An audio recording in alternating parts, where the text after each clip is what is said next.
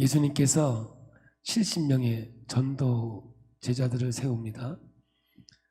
마태, 마가, 요한복음에는 없는 이 누가복음에만 있는 독특한 70명의 이 제자들인데, 이 70명을 세웠다는 것은 여러분에게 미리 말씀을 드렸지만 세계 선교의 이야기를 여기에 담았다라고 볼 수 있는 거죠.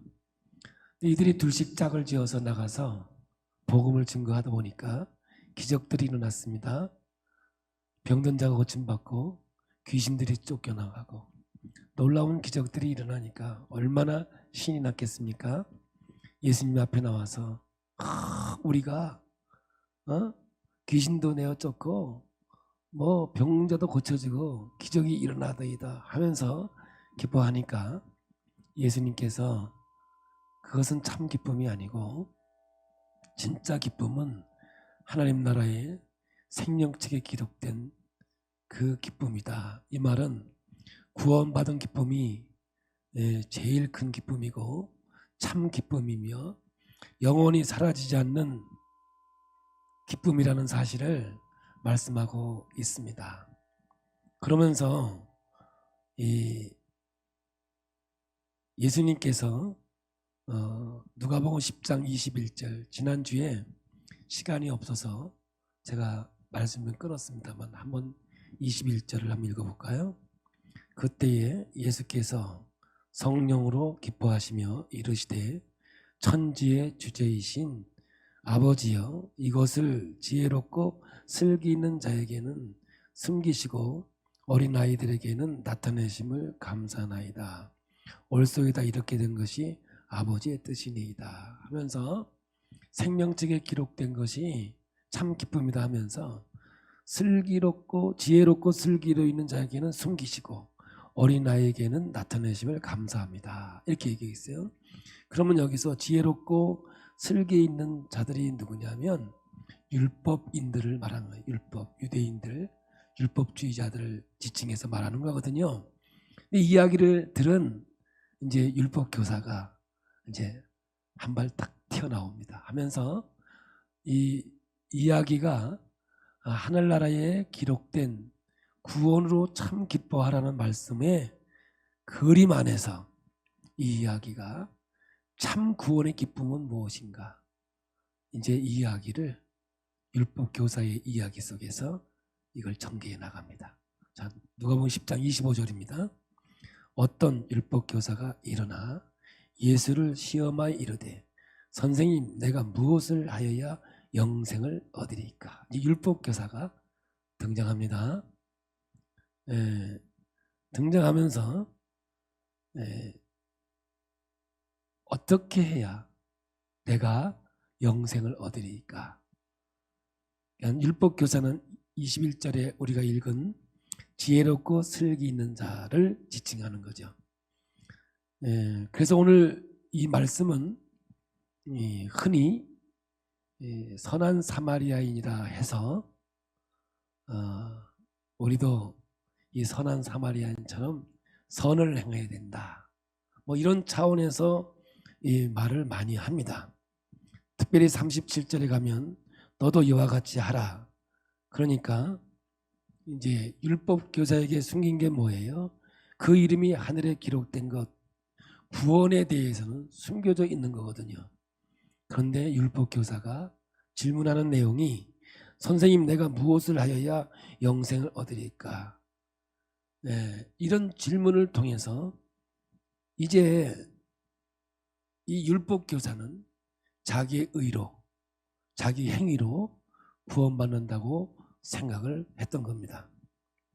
선한 사마리아인의 이야기는 자칭 슬기롭고 지혜롭다는 당시 율법주의자들에게는 숨겨져 있는 복음의 핵심 내용과 그것을 밝히시는 비유인 것을 오늘 말씀하고 있습니다. 오늘 말씀의 내용은 우리가 너무 잘 아는 내용입니다. 어떤 사람이 유대인입니다. 예루살렘에서 여리고로 내려가고 있었습니다.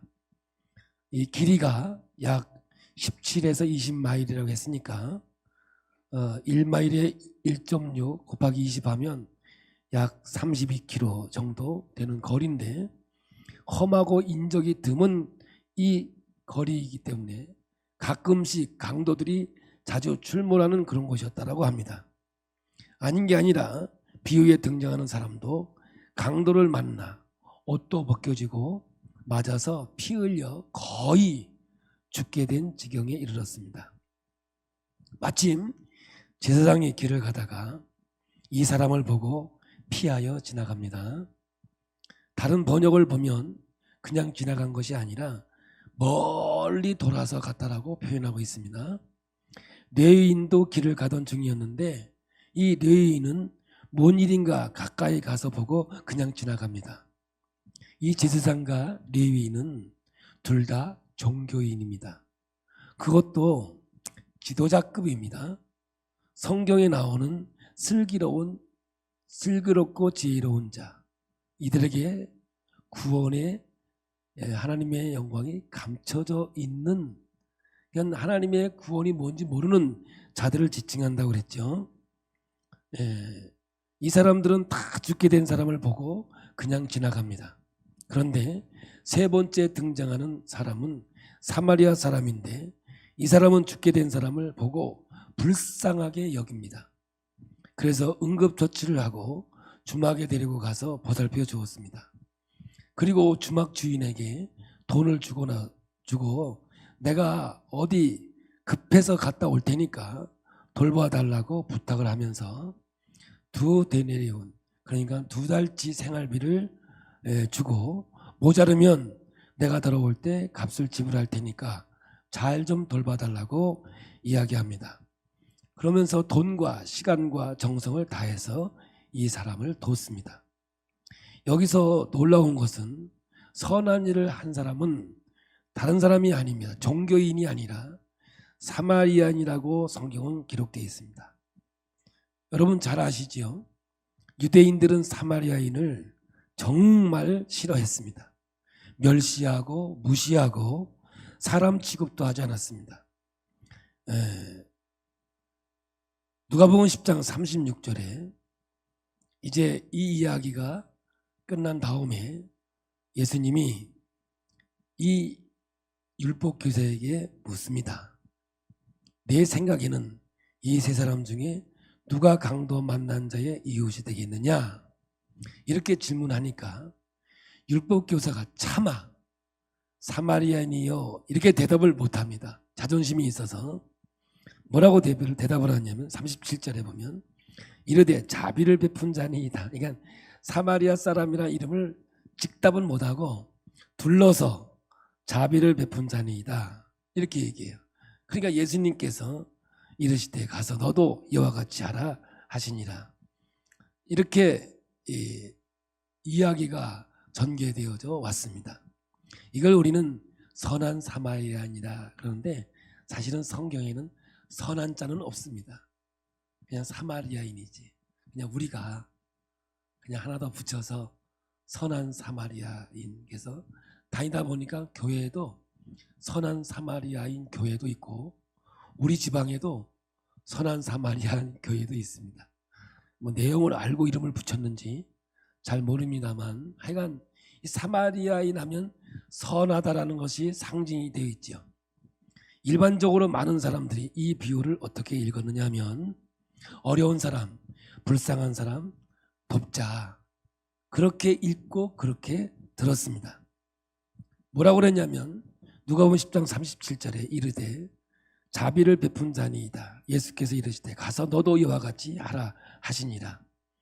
이 말씀을 기초로 해서 이제 돕자, 선을 베풀자, 선한 사마리아인이 이렇게 베풀었으니까 우리도 이렇게 베풀자 이렇게 설교도 하고 이렇게 읽혀지기도 하지만 문맥의 과정을 보면 이 이야기를 하고 싶어서 얘기한 것이 아니라 구원에 대해서 영생에 대해서 이야기하려고 이 말씀을 주님께서 여기에 말씀하신 거거든요.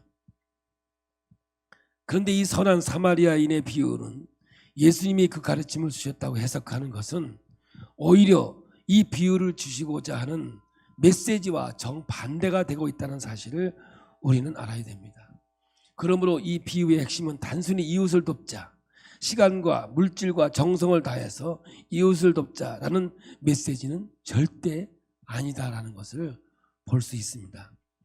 우리가 오늘 30절부터 말씀을 봉독했지만 25절부터 보셔야 이 비유가 등장한 이유가 나오는데, 예수님이 뜬금없이 갑자기 이런 비유를 하신 것이 아니라는 사실입니다. 어떤 배경과 동기가 있어서 예수님이 이 비유를 말씀하셨을 터인데 그것이 무엇인지를 살펴보아야 오늘 말씀하신 이 말씀이 우리에게 생명이 되고 능력이 될 수 있다는 것이죠. 우리가 처음 시작하면서 보았지만 25절을 보면 어떤 율법 교사가 일어나 예수를 시험하여 이르되, 지금 예수님을 시험하고자 이 이야기가 등장합니다. 선생님, 내가 무엇을 하여야 영생을 얻으리까? 큰 문맥이 이렇게 시작이 되는 거예요. 왜냐? 너희의 이름이 생명책에 기록된 것을 가지고 기뻐하라. 그러나 슬기롭고 지혜로운 자에게는 감춰져 있느니라. 이렇게 주님께서 말씀하고 있거든요. 그러니까 율법 교사가 뭔가 듣고 낌새를 차린 거예요. 그러면서 이제 예수를 시험하고자, 목적은 예수님을 어떻게든지 넘어뜨리고자 이 질문을 하게 되는 거예요. 뭐예요? 선생님, 내가 무엇을 하여야 영생을 얻으리까? 이런 질문을 하고 있는 거예요. 선한 사마리아인의 비유는 이 컨텍스트 때문에 등장을 한 거지, 뭐 돕자, 나누자, 섬기자 이런 차원은 아니에요. 그러나 뭐 그렇게 이야기하는 것도 뭐 틀렸다라고 말할 수는 없습니다. 여러분, 영생은요 우리가 뭘 해서 얻는 게 아니죠. 이건 기독교 신앙에는 절대적으로 잘못된 이야기입니다. 구원은 전적인 하나님의 은혜요, 하나님의 역사인 줄로 믿습니다. 선생님, 내가 무엇을 하여야 영생을 얻으리까? 어려운 사람을 돕자, 이웃을 사랑하자. 그러면 영생을 얻습니까? 그것이 답이라면 이것은 행위 구원을 가르치는 것이기 때문에 우리 기독교의 영성이라고 할 수 없습니다. 여러분, 교회에서 구원을 가르치고 선포하는 것이 무엇이냐면 착한 일을 하면 구원을 받을 수 있다? 아닙니다. 그럴 수 없는 거죠. 여러분, 구원받은 사람은 착한 일을 하고 선한 일을 당연히 해야 되겠죠. 그러나 거꾸로 착했다고 해서, 내가 선한 일을 했다고 해서 구원받는 것은 결코 아니거든요. 그러므로 영생은 나의 의가 아니고 나의 노력이 아니라 절대적인 하나님의 은혜요, 하나님의 축복인 줄로 믿습니다. 우리가 하나님의 자녀가 된 것, 영생, 구원이라는 것은 전적인 하나님의 은혜로만 된다는 사실을 우리는 분명히 알아야 되는 거죠.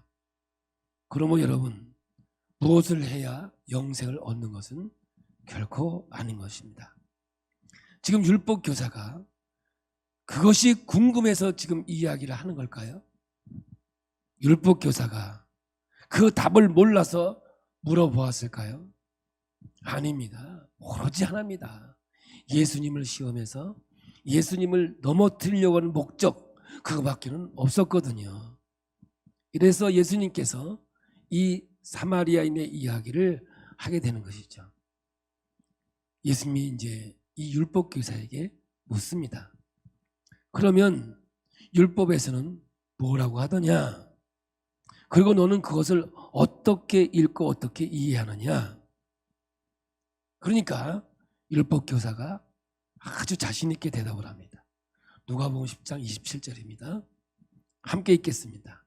대답하여 이르되 내 마음을 다하여 목숨을 다하여 힘을 다하여 뜻을 다하여 주 너희 하나님을 사랑하고 또한 내 이웃을 내 자신과 같이 사랑하라 하였나이다. 구약에 있는 말씀을 인용해서 얘기합니다. 십계명을 두 가지로 정리한다면 하나는 하나님의 사랑이고 하나는 이웃사랑, 아주 정답을 이야기했습니다. 답이 정확하게 맞았습니다. 그래서 28절에 예수님이 대답을 합니다.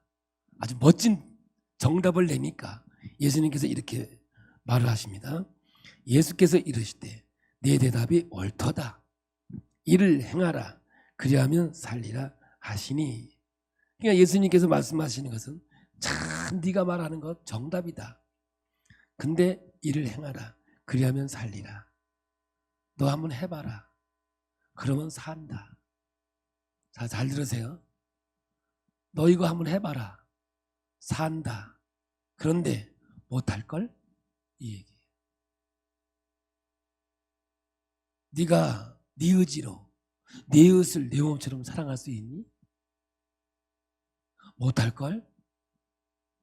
지금 주님께서 이 말씀을 하고 있는 거예요. 여러분, 모든 율법을 다 지켜 이 땅에 구원받을 사람은 한 사람도 없습니다. 의인은 없나니 하나도 없나니 로마서의 결론이지요. 율법으로는 의롭게 될 수가 없습니다. 율법으로는 구원받을 수는 없습니다. 율법으로는 죄를 깨닫는 데까지만 가능합니다. 그래서 율법은 죽이는 법이고 은혜는 살리는 법입니다. 누가복음 10장 28절에 예수께서 이르시되 내 대답이 옳도다. 이를 행하라. 그리하면 살리라 하시니 너 못할걸? 못하지. 못해.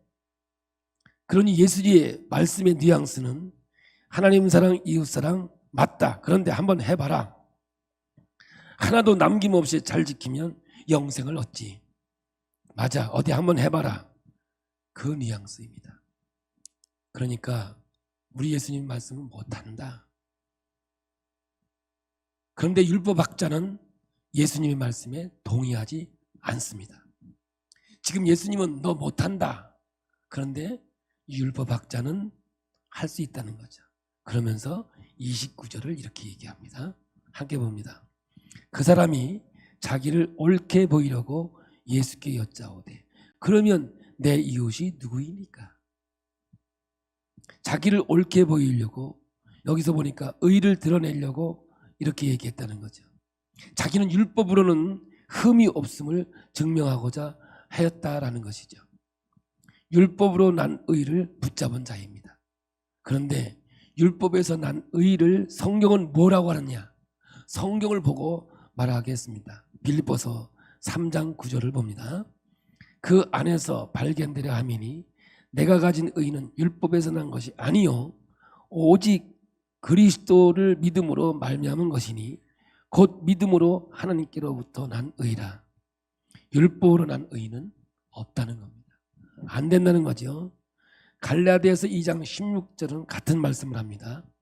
사람이 의롭게 되는 것은 율법의 행위로 말미암음이 아니요 오직 예수 그리스도를 믿음으로 말미암는 줄 알므로 우리도 그리스도 예수를 믿나니 이는 우리가 율법의 행위로서가 아니고 그리스도를 믿음으로써 의롭다함을 얻으려 함이라. 율법의 행위로서 의롭다함을 얻을 육체가 없느니라. 그런데 율법 교사가 이것을 알았어요? 몰랐어요? 지혜롭고 슬기로운 자에게는 감춰져 있었거든요. 착각하고 있는 거예요. 하나님을 나도 사랑합니다. 나도 이웃 사랑합니다. 자신 있게 답하려고 하고 있는 거예요.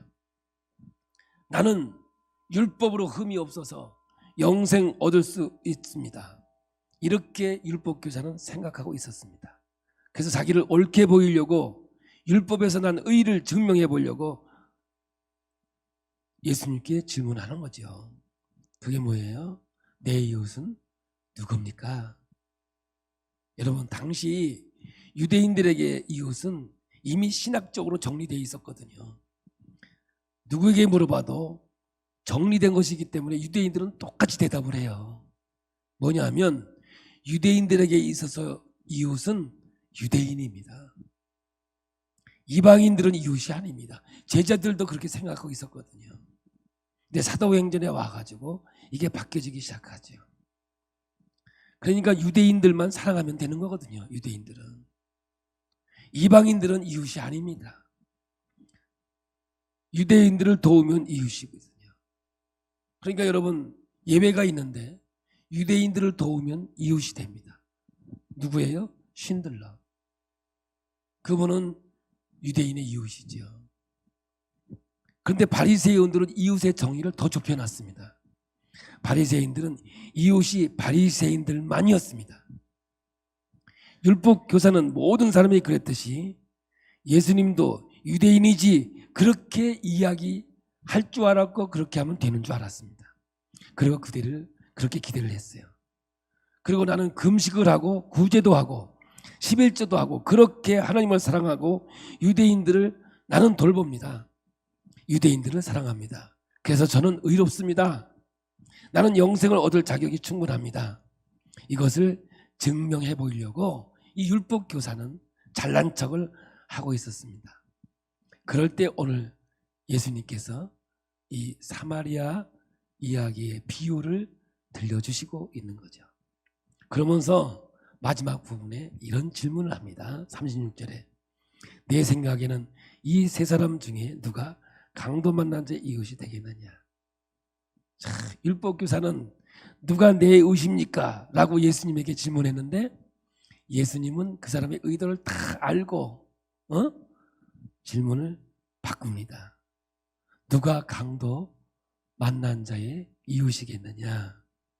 오늘 이 말씀이 오늘 말씀을 해석하고 오늘 우리의 신앙을 새롭게 만들어주고 열정과 뜨거움 그리고 예수님께서 말씀하신 귀신 내어 쫓고 기적을 행하는 것으로 기뻐하지 말고 하늘의 생명에 기록된 것으로 기뻐하라. 이 말씀을 더 깊게 우리에게 전하고자 하는 말씀이 됩니다. 여러분 질문의 관점이 바뀝니다. 누가 강도 만난 자의 이웃이 되겠느냐. 이웃의 정의는 도울 사람이 내리는 것이 아니고 도움을 받을 사람의 입장에서 정리되는 겁니다. 누가 이웃이냐, 누가 강도 만난 자의 이웃이냐, 이것은 정말 중요한 이야기고 오늘 우리들의 구원 속에서 기쁨을 누릴 수 있는 비결이기도 합니다. 왜냐하면 이 비유를 푸는 핵심이 되기 때문에 그렇습니다. 보세요. 이 강도 만난 자가 여리고로 내려가다가 만약에 강도를 만나지 않았다면 제사장을 만나고 레위인을 만나고 사마리아인을 만났다면 이 길 가던 유대인들의 이웃은 누구였을까요? 강도 안 만나고 제사장을 만났어요. 좋은 이웃이죠. 강도 안 만나고 제사장을 만났어요. 좋은 이웃이죠. 그런데 여러분 사마리아인을 만났어요. 이웃일까요? 아닐까요? 좀 도와줘요. 이웃이 아니죠. 사마리아인은 원수입니다. 멸시의 대상이죠. 그런데 상황은 이 사람이 강도를 만난 후거든요. 이 상황은 지금 만들어진 상황은 강도 안 만난 게 아니라 만난 후거든요. 강도를 만나서 거의 죽게 되어져서 거리에 버려진 사람입니다. 이때는 누가 그의 이웃이 됩니까? 레위인, 율법인, 바리새인, 사두개인 아니죠. 그에게 생명을 살려준 사마리아인이 되는 거죠. 자비를 베풀어준 사마리아인이 이웃이 되었습니다. 강도를 안 만났으면 모르겠는데 강도를 만나고 나니 이웃이 바뀌어버리고 말았습니다. 강도 만난 자는 무엇을 강탈당한 자입니다. 무엇을 뺏겼습니까? 성경에 보니까 옷도 빼앗기고 가지고 있는 재물도 빼앗기고 얼마나 마지막이었는지 피를 흘려 다 죽게 돼 생명까지 빼앗겨진 자리가 바로 강도 만난 상태입니다. 여러분 자신이 강도 만났을 때 보는 이웃과 강도 만나지 않았을 때 보는 이웃은 다른 겁니다. 나 자신이 강도 만난 자로 생각하고 나 자신이 강도 안 만났다고 생각한다면 오늘 이 입장이 되어서 나 자신을 본다면 여러분 내 이웃은 180도 바뀌게 되어 있는 겁니다. 이 율법 교사를 보세요. 자기 의로 충만한 사람입니다. 율법 지식이 충만했습니다. 유대인들 중에 유대인입니다. 율법 교사로 충분히 영생을 얻을 것을 믿었습니다. 근데 예수님께서 누가 이웃이냐고 물었을 때 예수님은 누가 강도 만난 자의 이웃이냐고 바꾸어서 물었습니다.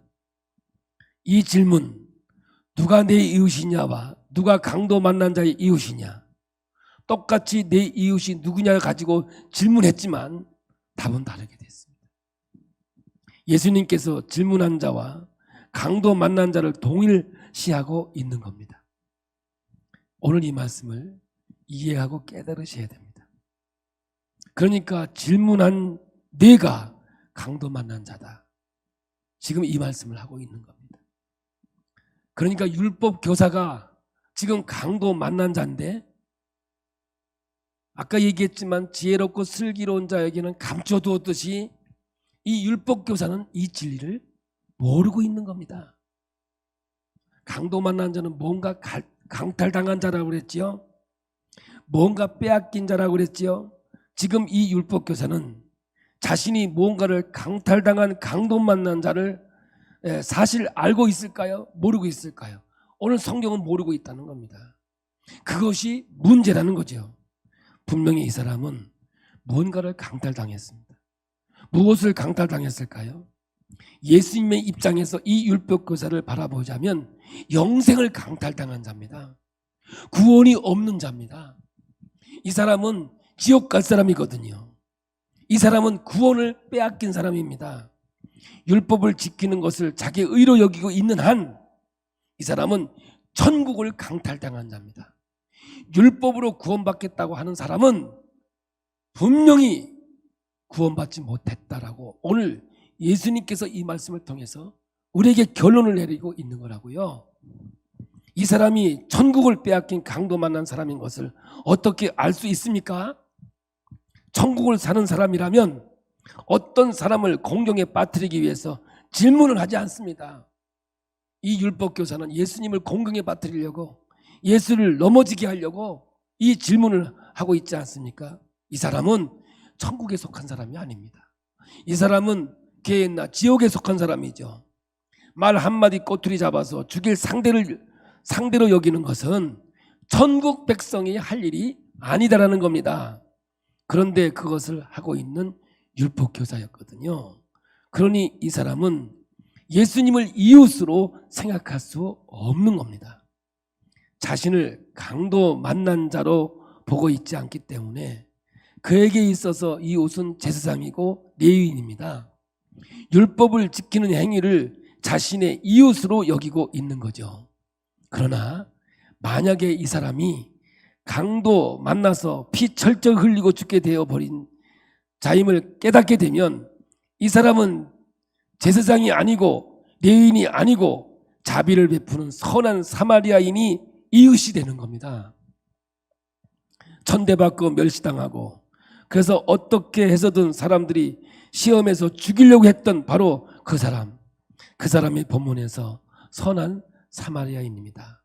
그래서 선한 사마리아인을 예수님하고 매치를 시키는 거예요. 요한복음 8장 48절입니다.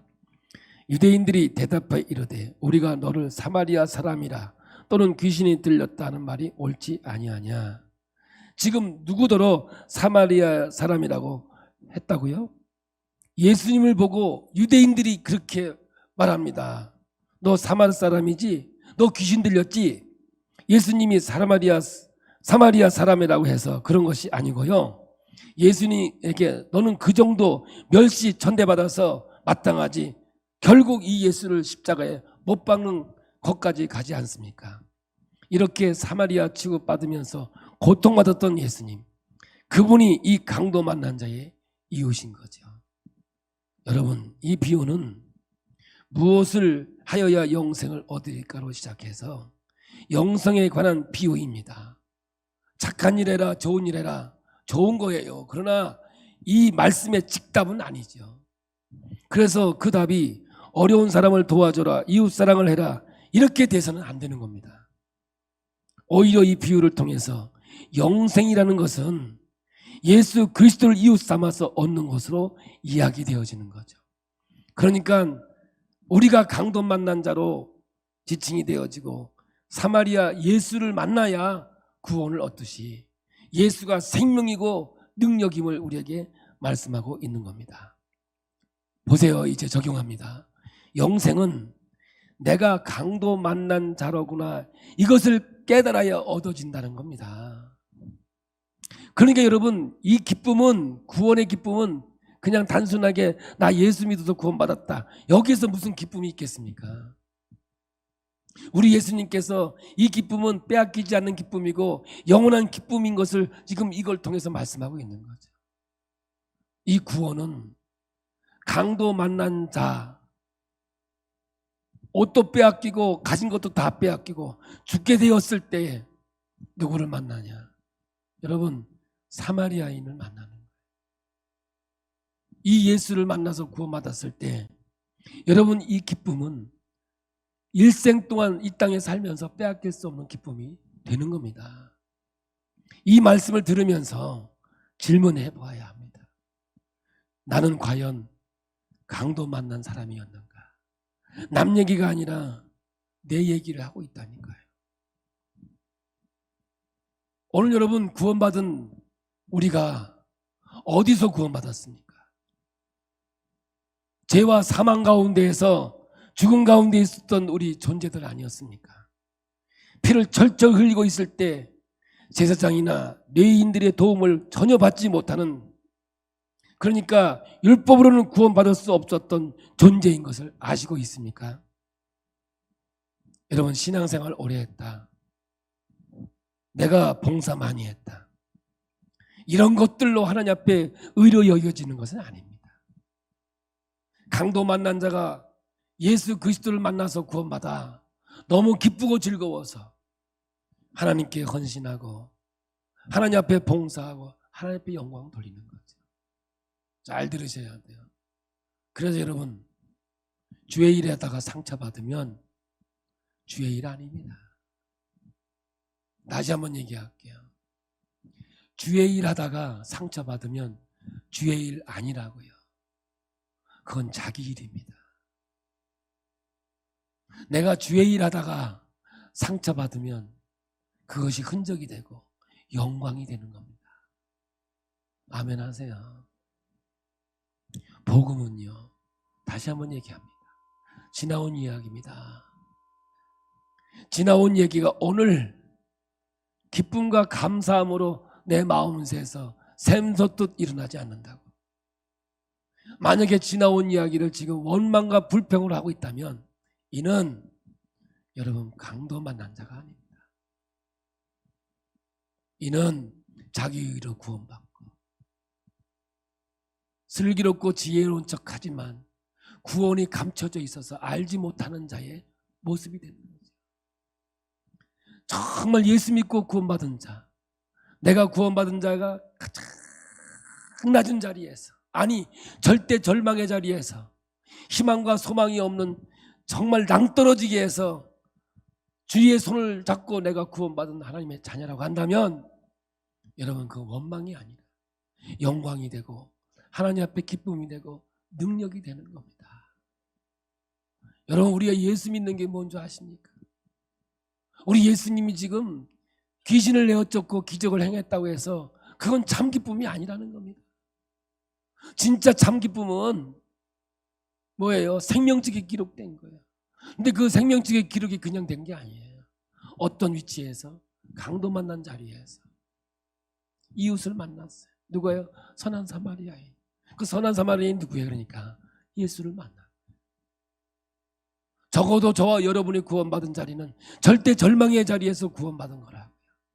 희망과 소망이 없는 그 자리에서 구원받은 하나님의 백성, 하나님의 자녀가 되었잖아요. 그러므로 여러분, 우리는 기쁨과 감사함으로 주의 길을 걸어갈 수밖에 없어요. 여러분, 내가 오늘 이 말씀이 내 안에 들어와서 내가 강도 만난 자라구나, 옷도 벗겨지고 모든 거 가진 거 다 빼앗기고 피를 절적 흘려서 내가 죽게 된 자리에서 주님을 만났구나. 여러분, 이 구원이라고 하는 것은 빼앗길 수 없는 구원이 되는 거고요. 그 무엇도 이 구원을 앞설 수 없어요. 그러므로 여러분, 생명책에 기록된 이 구원의 기쁨이 너무 커서 제가 지난주에는 소풍 얘기를 했지만 이 기쁨이 너무 커서 절대 절망의 자리에서 소망이 없던 자리에서 구원받은 내가 너무 감사해서 내 이 보이는 세계 속에서 있는 일로 인하여 그 기쁨을 빼앗기지 않을 뿐만 아니라 그게 큰 문제로 다가오지 않는다 그 말입니다. 왜? 기쁨이 너무 크기 때문에, 하나님의 감사가 너무 크기 때문에. 우리 주님이 이 사마리아인을 통해서 이 말씀을 하고 싶은 거예요. 더 나아가서 뭔지 아세요? 이제 너희는 강도 만난 자로 구원받았으니 어떻게 할까? 이 기쁨, 이 구원의 감격을 가지고 선한 사마리아인이 대해서 70인을 보내어 전도의 사명을 일깨워 세계 선교의 역사를 이루었듯이 이제 우리가 나가서 강도 만난 자들의 이웃이 되어줘야 되는 거예요. 이게 뭐예요? 우리는 전도라고. 이 단어가 간단해서 쉬운지 모르지만 여러분, 이 전도는 정말 이 생명을 구원한 일은 강도 만난 자가 깨달은 것이고, 할렐루야, 이 깨달은 자만이 내가 사마리아인이 되어서 세상에 나가 하나님을 알지 못하고 여러분 피를 절적 흘리고 죽어 있는 그 자리에서 구원의 길로 인도하는 이웃이 되어주는 거죠. 이 말씀이 오늘 주님께서 주신 말씀이라는 겁니다. 사랑하는 성도 여러분, 우리는요 정말 이 땅 위에 구원받은 하나님의 자녀입니다. 어디에서? 그냥이 아니라 십자가, 나를 위해서 내가 져야 될 그 십자가, 그 십자가에서 피를 절절 흘리면서 죽어간 우리 예수님은 우리를 대신해서 십자가를 지셨고 그 은혜로 우리를 구원시켜 주신 하나님의 구원의 역사가 이루어집니다. 제가 히브리서 강의하면서 믿음으로 이렇게 얘기했어요. 아브라함의 신앙도 더 나은 본향을 향해서, 이삭도 그의 축복이 저 하나님 나라를 위해서, 야곱도 요셉도, 오늘 우리도 여러분 믿음은 어디로 끌고 가느냐? 더 나은 본향을 향해서 우리를 데리고 가고 끌고 가고 있다는 거예요. 이 세상은 잠깐입니다. 이따가 사라질 것입니다. 이 땅에 있는 것은 아무리 주어도 잠깐 동안 기쁠 뿐입니다. 그러나 여러분, 이 구원의 기쁨은 강도의 그 어려움 속에서 피를 절절 흘리면서 사마리아의 이웃을 통해서 구원받은 그 구원 이상의 그 기쁨이 오늘 우리를 지배해주고 인도해줄 때 우리는 온전한 그리스도인의 삶을 살아갈 수 있을 줄로 믿습니다. 저는 여러분에게 이 말씀을 가지고 얘기합니다. 이 땅에 사는 날 동안 여러분, 구원이 아닌 거에 대해서 은을 달아주지 마십시오. 영생의 문제가 아닌 것에 여러분의 에너지를 쏟지 말라고요. 우리나라가요, 교회가 왜 이 어려운 줄 아세요? 정말 한 사람 한 사람이 오늘 이 말씀을 통해서 내가 구원받은 자리가 강도 만난 자리라고 생각한다면 여러분, 싸울 일이 뭐가 있겠습니까? 구원의 기쁨이 너무 커서, 할렐루야, 그 무엇도 이 구원의 기쁨을 빼앗아 갈 수 없는데, 그런데 자기의 이 율법 교사와 같이 잘난 척하는 사람에게 구원의 비밀이, 하늘나라의 비밀이 감춰져 있는 거예요. 다시 한번 얘기합니다. 율법주의는 여러분 구원 없습니다. 율법주의는 신앙의 성숙도 없습니다. 고집만 세지지요. 신비주의는요 없습니다. 뭐예요? 마음만 강팍해질 뿐입니다. 예수를 닮아야 됩니다. 온유와 겸손이지요. 긍휼과 자비입니다. 그러므로 잘 들으세요. 지난 수요일날 우리 홍성훈 목사님이 설교 중에 정말 대단한 얘기했어요. 공의와 정의는 하나님만 하시는 거예요. 저와 여러분이요, 한번 해보세요. 누가 공의를 이 땅에 펼칠 수 있어요? 노아는 목사가요? 여러분이요? 오늘 주님께서 한번 해봐라, 되는가? 그 말씀 하실 거요? 우리는요, 이 땅 위에서 예수 그리스도의 마음, 긍휼과 자비로, 할렐루야, 온유와 겸손으로 주의 길을 가는 것이 구원받은 자의 삶이지, 하늘나라의 소망을 가지고 간 삶이고 하늘나라의 이름이 기록되어 그 기쁨이 나를 지배해주고 다스리는 자의 삶이 오직 하나님만이 정의와 공의를 말할 수 있는 거지. 인간은 그 누구도 정의와 공의를 얘기할 수가 없는 겁니다. 왜? 인간은 불가능하기 때문에요. 오직 하나님만이 이루시는 능력인 줄로 믿습니다. 이 선한 사마리아 예수, 오늘 우리가 이 강도 만난 자리에서 구원받은 하나님의 자녀라면 이제 세상에 나아가 강도 만난 자에 싸매지고 다듬어 줄 수 있는 선한 사마리아인이 되어서, 작은 예수가 되어서 멋진 아름다운 그리스도인의 삶이 되기를 예수의 이름으로 축복합니다. 오늘 이 찬양은 제가 신앙생활하면서 처음 배운 복음성이었어요. 순례자의 노래인데, 이때 제가 구원의 감격 속에서 하나님 나를 구원해서 하나님 자녀로 삼아주었구나. 그때 그 구원의 감격이 진짜 이 강도 만난 자리에서 구원받은 그 기쁨이 제게 있었어요. 그때 처음 배운 찬양인데, 그때는 이 찬양 부를 때 진짜 많이 울었거든요. 근데 오늘 1부 때 불러보니까 눈물 안 나고더라고. 그때는 이 찬양만 나오면 눈물이 막 앞을 가리고 그랬어요. 한번 여러분 구원의 기쁨과 감격으로 강도 만난 자리에서 구원받은 우리가 되어져서, 할렐루야, 절대 절망의 자리에서 절대 소망으로, 벼랑에서 언제 죽을지 모르는 내가 구원받은 하나님의 자리에서 한번 이 찬양으로 하나님의 영광이 되기를 축복합니다.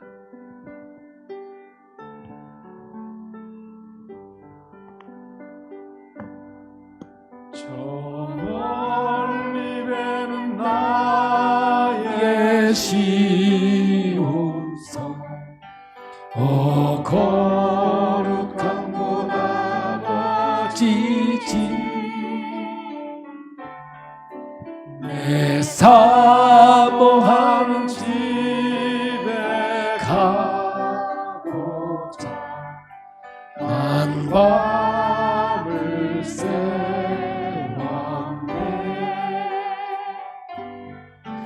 저 망망한 바다 위에 이 몸이 상할지라도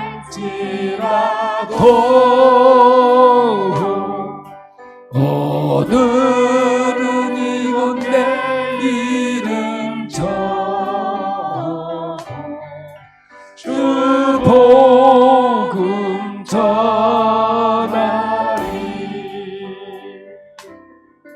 아득한 나의 갈 길 다가고 저 동산에서 편히쉴 때 내 고생하는 모든 일들을 주께서 하시리. 하늘이나 사막에서 이 몸이 고달지라도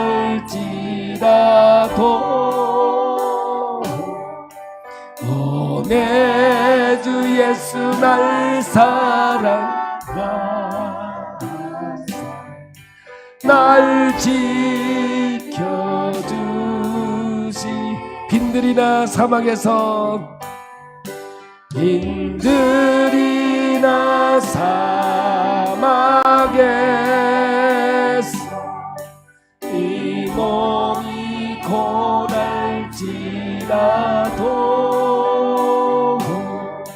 오 내 주 예수 날 사랑하사